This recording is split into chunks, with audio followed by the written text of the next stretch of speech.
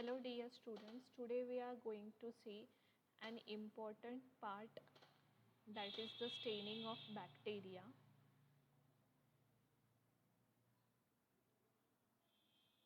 So staining is the one of the method which is used for the identification of the bacteria.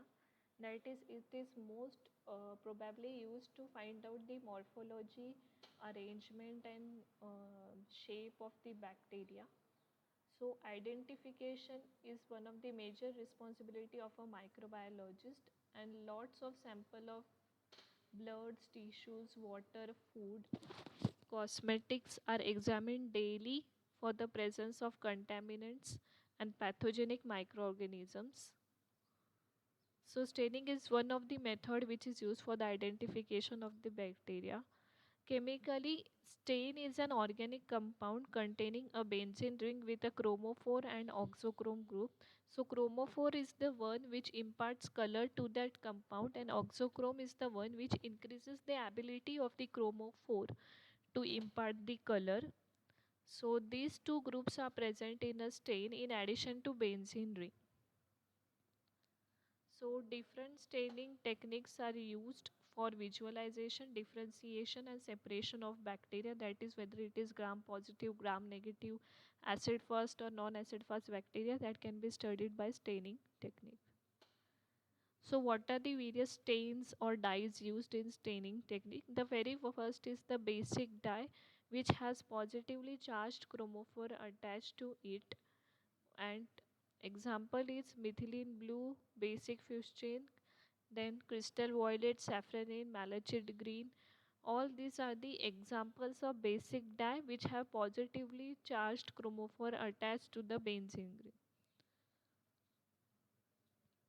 Then comes the second type, that is the acidic dyes. So they have negatively charged chromophore and they bind to the positively charged cell structures. The example is eosine, nigrosine, rose bengal, Congo red and acid fuchsin.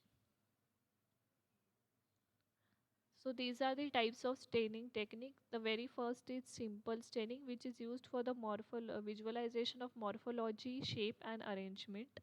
And second is the staining technique, that means use of two contrasting stain which is separated by a decolorizing agent like gram staining, acid fast staining, spore staining and capsule staining. So we'll see one by one. The very first is the simple staining technique. So the principle is what, that the, as the name suggests, the simple staining is very simple staining procedure which involves the single dye for the staining of the bacteria, and it is the most quick and easy way to determine the shape, size and arrangement of bacteria. So in simple staining, basic dye is used to determine the shape and morphology of the bacteria. So the basic reason is what, that the surface of the bacterial cell is negatively charged. So when this positively charged basic stain is added to this bacterial sample, the bacterial cell take up this positively charged stain, and thus that chromophore impart the color to the bacteria and bacterial morphology can be easily seen. So here you can see the surface of the bacterial cell has acidic characteristics due to presence of large amount of COH group present on the cell surface, that is due to the amino acid which are present in the cell surface. So when at physiological pH ionization takes place, that is the COH, it is got dissociated into CO minus plus H plus, and this CO minus imparts negative charge to the surface of the bacterial cell.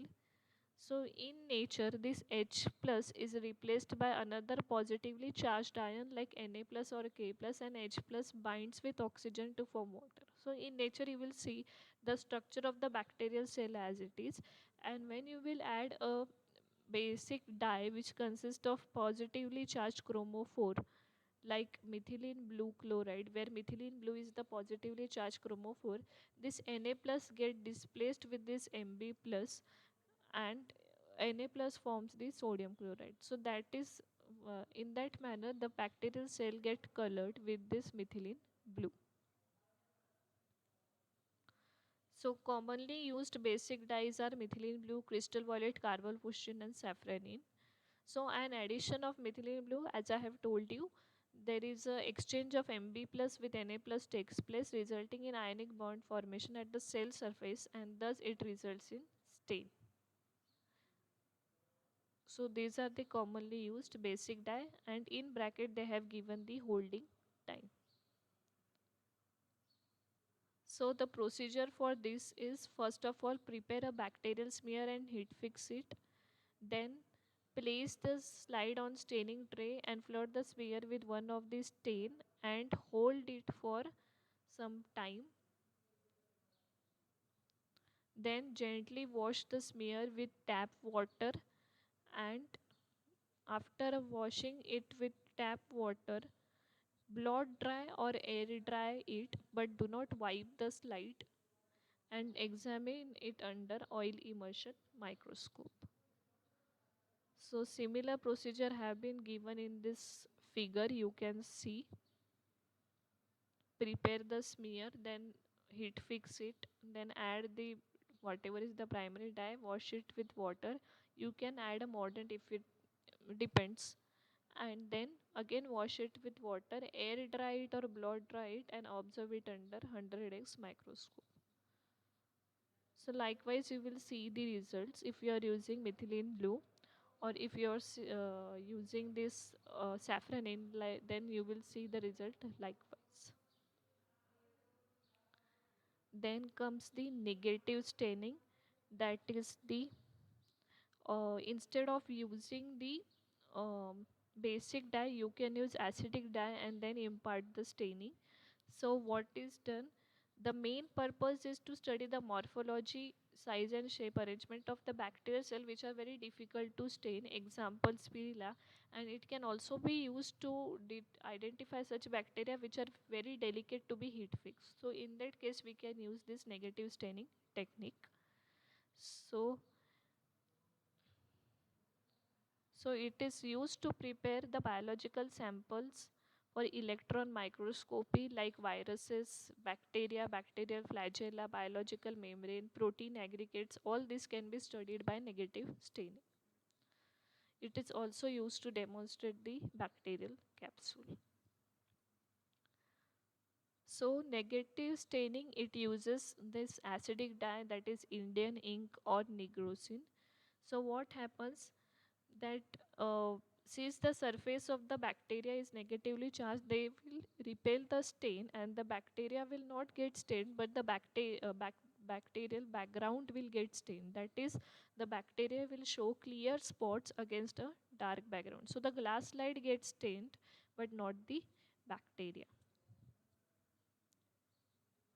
So the procedure is what, that place a small drop of nigrosin close to one end of a clean slide, then add a loopful of inoculum to the bacterial culture and mix. After this, take another slide and bend it at 45-degree angle and spread it along the edge of the applied slide. Then air dry that whatever smear is formed. Do not heat fix. So heat fixation is not there in negative staining. That is the advantage, you can say. And examine the slide under oil immersion microscope.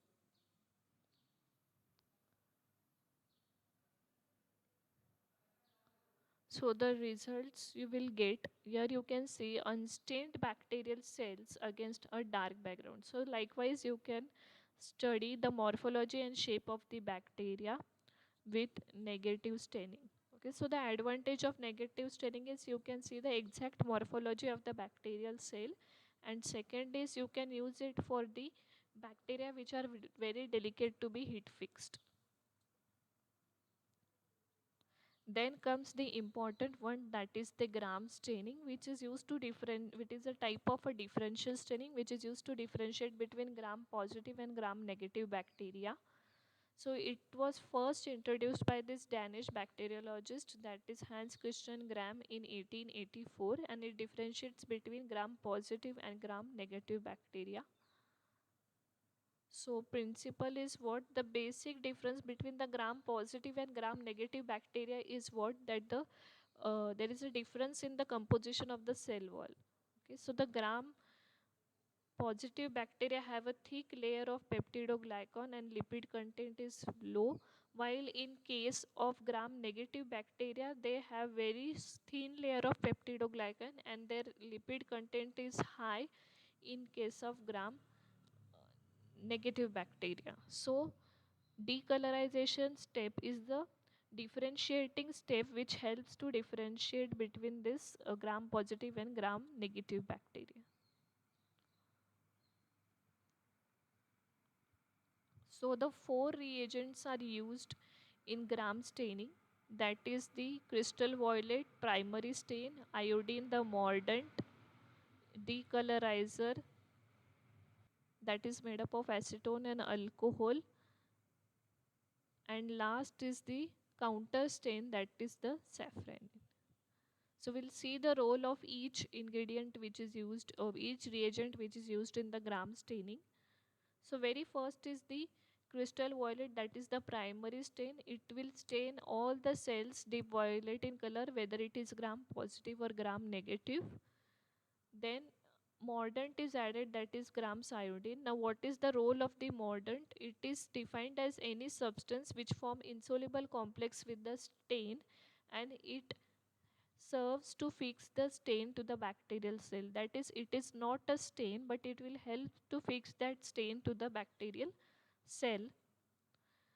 In gram positive bacteria it forms crystal violet iodine magnesium ribonucleate complex, while in gram negative bacteria it only forms crystal violet iodine complex because gram negative bacteria do not contain this magnesium ribonucleate. Then comes the major agent, that is the decolorizing agent, ethyl alcohol 95% or acetone alcohol, which is the most differentiating step in gram staining. And if this step is done properly, then it will be easy to differentiate or identify whether it is a gram positive bacteria or gram negative, or both if the sample contains both, that is gram positive and gram negative bacteria. So, as I have already told you, gram positive bacteria contain less lipid.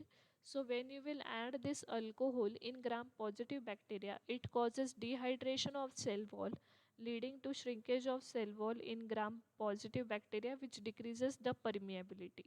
So, due to shrinkage of gram cell wall in gram positive bacteria, it decreases the permeability. So the crystal violet iodine magnesium ribonucleate complex which is present in the gram positive bacteria appears violet even after decolorization. That is, they do not get removed due to decrease in permeability of the cell wall and remain in the bacterial cell wall. While in case of gram negative cell wall, the decolorizing agent causes extraction of lipids from the cell wall. That is, the lipids get which are present in the bacterial cell wall in gram negative cell, they get dissolved in this alcohol and thus it increases the permeability of the cell wall. So whatever is the crystal violet iodine complex present, it gets removed and the cell get decolorized. So counter stain, when safranin is added, the cells which are already decolorized, they will get stained, but cells which are already stained with crystal violet, they will not get stained. Okay. So this is the basic reagents used and the procedure wise role of each ingredient in gram staining.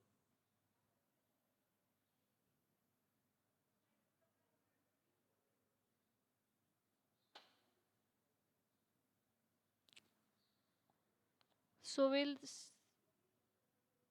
start with the procedure which is done in gram staining. So first you have to prepare the bacterial sphere and heat fix it. Then you have to stain the cells with basic stain, that is crystal violet, and treat it with grams iodine to fix the stain. Then after 1 minute you have to wash the slide with water. So all the bacteria, when you will see, they will appear dark violet or purple in color under the microscope. Again after 1 minute you have to wash the slide and then add the ethanol. So after ethanol is added, that is the decolorizer, either the bacteria will appear dark violet color or they may appear colorless. Then after that you have to add the counter stain, that is the saffron in, and keep it holding for 1 minute. And if the bacteria, after this step the bacteria may appear pink in color or they may remain as it is. So this is the procedure. So when you will see under the microscope, first you will see this fixation thing. Then after addition of crystal violet, the bacteria will appear likewise violet in color. Then after addition of iodine treatment, they will appear like this.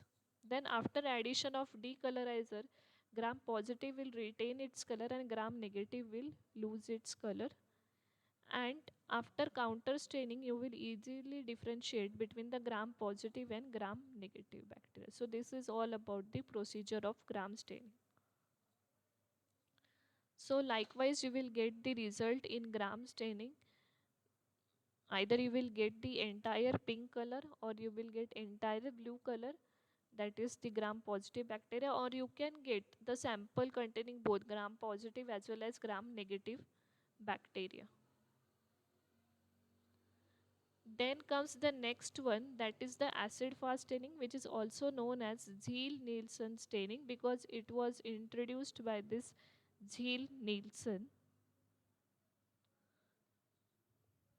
So the principle is what? This was first discovered by the scientist Paul Ehrlich and then it was modified by these two scientists, that is Ziehl-Neelsen. So it is a differential staining technique which is used to identify the acid fast bacteria, that is of the genus Mycobacterium. So what is the speciality of this Mycobacterium species? That is the Mycobacterium contain the complex waxy substances like mycolic acid and other amount of fatty acids which are kind of very difficult to remove or very difficult to stain by the simple staining procedure. Also, they are due to the presence of such complex compounds, they are highly resistant to disinfectant and dry condition. So, acid fastness is the property of the bacteria where they resist the decolorization by the acid and also they resist any of the staining procedure. So, they do not get easily stained, but once they are stained, they are very uh, difficult to get decolorized by any acid or acid alcohol. So the because the cell wall is so resistant to many compounds, the acid fast require a special staining technique which is known as the Ziehl-Neelsen staining technique. So here the primary stain used is carbolphosgene which contains phenol which act as a mordant and it is further assisted by heat. So what is done? This heat will soften the wax in the cell wall and allow this carbolphosgene phenol mixture to enter. Then when the decolorizer is added, it will not decolorize the acid fast cell but it will easily decolorize the non-acid fast cell which may be detected by addition of some counter stain.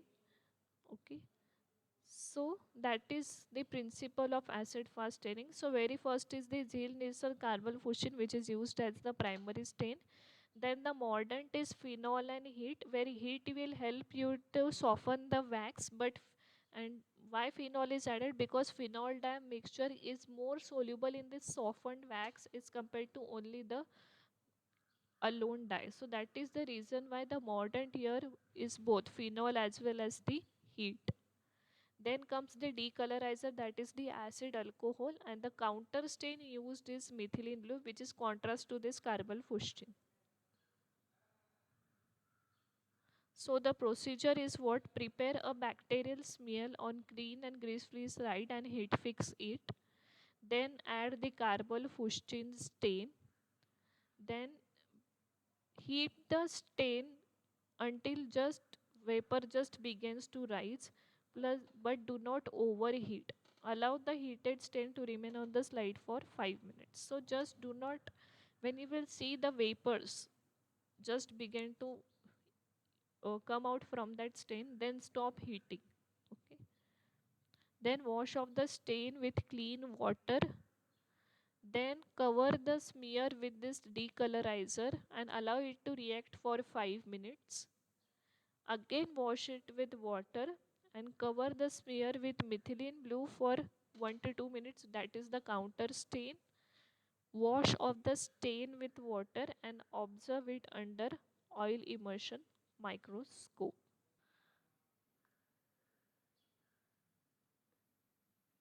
So the procedure here you can see. First of all, the cover the smear with the carbol-fuchsin, then you have to steam them over the boiling water bath. Okay. So when the vapor just started to begin or emerge from this, just remove this slide and add the decolorized alcohol. After decolorization, rinse it with water, then add the counter stain methylene blue. Again rinse it with water and blot dry or air dry and examine it under oil immersion microscope. So likewise you will get the results. Acid fast bacteria, that is this B, will appear red to intensive red color, while the non-acid fast bacteria A will appear blue in color. So this was all about the staining procedures used for the identification of the bacteria. Thank you for listening.